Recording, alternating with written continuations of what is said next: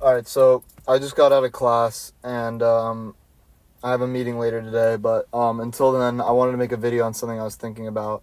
Is someone who does good more valuable than someone who has done evil? And I mean, in my mind, I want to say yes. I want to say that, yeah, someone who does evil is someone who is worse than someone who does good. But then you go down this rabbit hole of what is actually good and what is actually evil.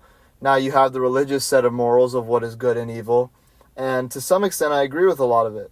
But I think a lot of people now have to create their own morals because they don't have religion in their life. And what I ask you is who really gets to decide what is good and what is evil? Now, don't get me wrong, there's certain actions that I believe to just be inherently evil. But there's certain things that have sort of like a moral nuance. For example, if I were to steal a diamond, and I'm stealing it just so I could go buy something or just have the money, not really with any plan in mind of where that money's going to, I think that is much more evil than someone who goes to steal, per se, just to feed their children or something like that, right? And not saying I agree with that either, because you could just go get a job, right? But there's levels to that. And so, do you put the man who steals for food and the guy who works as a janitor and no kids and doesn't have to provide for anyone but himself, do you put one of them as more valuable than the other, right? And you could say one's a father and he's raising kids and the other one's a janitor. But I think where you find discrepancy is trying to put one life value over another. And the same goes for the opposite side of the spectrum, where people can have ranging levels of good things. I think to some extent a lot of people will try to help. Like a lot of people will go give money to homeless.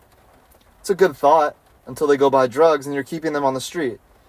Right? So you give them food. And that person, I would say, you would give them more value. But in their mind, they're just as good as the guy who gives them food because they're going to go buy what they want to eat, right? And it doesn't always work out like that. And I think that's where a lot of this deviation comes from. And I think it gives people a moral high ground to say that they're better than someone else. And at the end of the day, like I said, I'm not religious, but we're all sinners. We all have done wrong. Not to some extreme extent, not everyone, but we all make mistakes.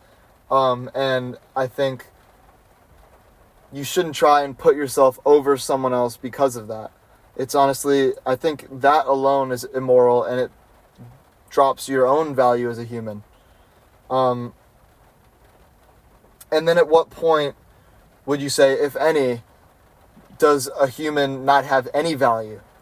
Because I think a lot of people, and people who are in bad headspace and want to commit suicide or kill themselves, they're in this space where they think, I don't have any value. I think a lot of people who can't live with themselves don't realize their greater purpose with other people. And I understand it can be hard, but I think, I don't want to say it's the coward's way out, because it genuinely, it takes a certain level of pain to get to that point where you feel like that's the only Band-Aid. So just how do you put yourself over someone else? How do you say that your value is larger than someone else's value, right? And to some extent, I do believe that there are people of more value than me, and I believe that I am of more value than certain people. But I think to say that this is not a malleable thing is ridiculous, because I think we all have the ability to change. We all have the ability to make the right decisions. Some people are mentally ill, and I think that comes from perpetual evil. I don't necessarily believe any single person is evil. I don't believe you can have that as a trait. What I do believe is that evil is a force that kind of is almost like this infection, and it goes from one person to the next person, to the next person, to the next person, through actions. Oftentimes, we'll see kids who have these anger issues or have some sort of like schizophrenia or something like that, and their parents are alcoholics, but people will go, oh, they're just born that way, like there's nothing you could do about those people. And I think it just comes from the evil that is perpetuating throughout the world, that it really takes good people to stop it. And not even just stop it, but recognize it. Because I think a lot of people will just let it pass them by because they just think there's nothing you can do about evil and it's just going to always exist in the world. And to some extent that's true, because I think tragedy happens and it leads to evil. But also it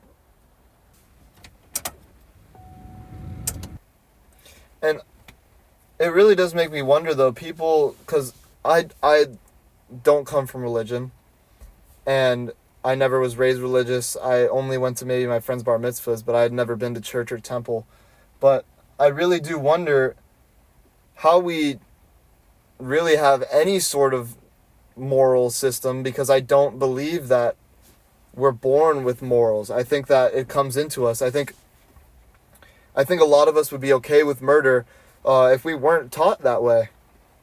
And maybe you could disagree with that on the concept, but it's proven in like tribal areas. And honestly, it's a little scary to think about that in the future that could exist. There could be a world where people create their own morals and it's not the ones that match what we have now.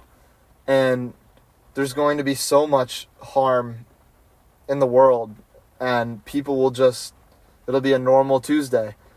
And that's one of my biggest fears, and not really for me, because I think that's a very long-standing change, but for my kids and for their kids, you know. I want my generations to do well, and I want people to do well, and it's just sad, really, because what do you do in a world where it's normal to crawl and you're the only one walking? Humankind cannot gain anything without first giving something in return. To obtain something of equal value must be lost. That is alchemy's first law of equivalent exchange. In those days, we really believed that to be the world's one and only truth. Old civilizations used to kill people born with defects. If they were born with something like autism or some sort of body deformity, they would just kill them because they didn't find them useful. And I just think about how people don't think so. They're like, oh, that's primitive, but it could so easily come back to that. You know, people don't understand that we are a perpetual culture. Like, if one person starts to get these three people to do it, then there's a wave, and it builds. And if you're unfortunate enough, without a real constitution, things like that can grow, and then we have despicable things that can happen. And I would say I don't really fully have an answer to that, but I do really preach that people literally write down their own moral compass or their own moral constitution of what they think is right or wrong. And I really, really hope people, even if it's just 3 main points of what do good by other people, something like that. You could start with that. Or, I don't know, even if it's just for yourself, just have, like, it could be that killing's okay, you know, something like that. Like, murder is okay. Like, obviously I don't agree with that, but, like, to have something that's, like, fundamental to live by, and, like, some sort of, like, generally idea of a good constitution in your head, and follow that, I think that is such a healthy thing for society, because it creates the ability to not be deceived by outside sources, and then you have something to stay true to. you know? So really, really build your morals. Don't just do anything. You know what I'm saying? And I'm really only speaking to people who are atheists, because and I'm not necessarily atheist. I would say more agnostic, but just do by your own constitution and don't let anyone pull you away from it. And that's right there is what it means to be a man. Yeah, or woman. But yeah. And you know, I think it can be this like encumbering thing to think about trying to have enough value to be worth more than someone else. And it's not a competition. Just because someone else is worth more than me, I don't feel the need to compete with them to become worth more than them. You should just try and be better than yourself the day you were before, you know? Give yourself more value, not because you want to be better than everyone else, but more so the fact that you want to be better than yourself. Anyway, that's really it from me.